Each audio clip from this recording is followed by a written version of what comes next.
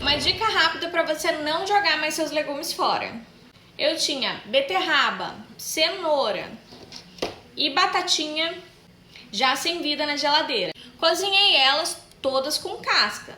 Esperei esfriar, descasquei, piquei e fiz uma deliciosa maionese que eu vou deixar aqui para vocês. Olha só, ela ficou assim cor-de-rosa por causa da beterraba, é claro, mas rendeu bastante. E lembrando também que dá para fazer salada de legumes que fica maravilhoso. Por aqui eu já provei, e você?